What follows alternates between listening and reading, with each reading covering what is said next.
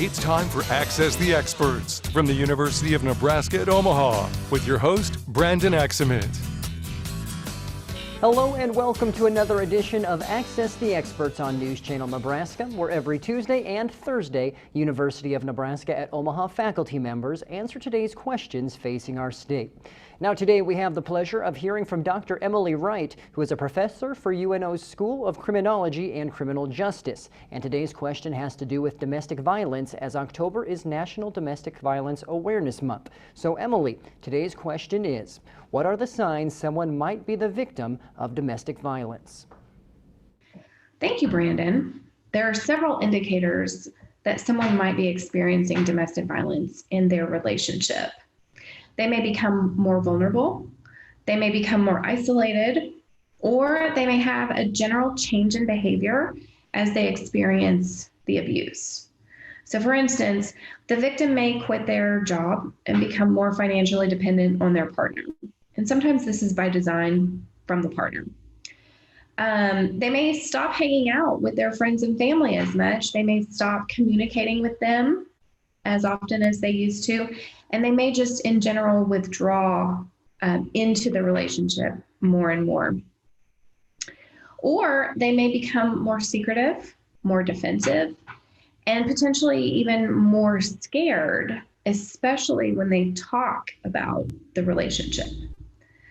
Now, there are a couple of things I want to note really quick. One is that men can and do experience domestic violence. And the other is that it can happen among same-sex couples as well. So if you're a man or if you are in a same-sex relationship, this does not mean that you are immune to experiencing domestic violence within your romantic relationship.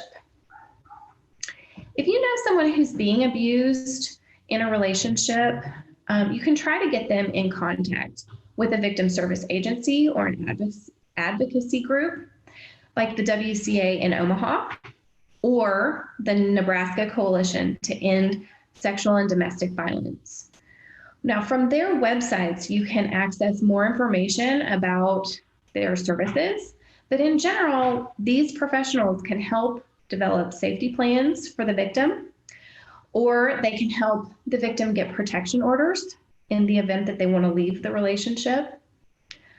Or they can just in general get them access and into the support services they need in order to navigate the abuse that they're experiencing and or hopefully leave the relationship.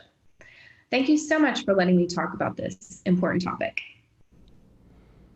Thank you, Emily, for sharing your expertise on a topic that is so important for our viewers to be aware of so that they can help those who are victims of domestic abuse.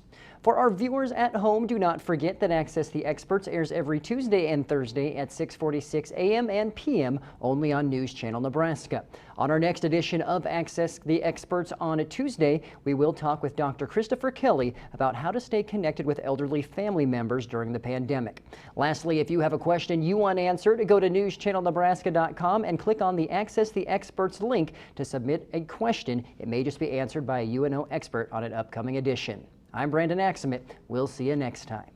Access the Experts, presented by the University of Nebraska at Omaha.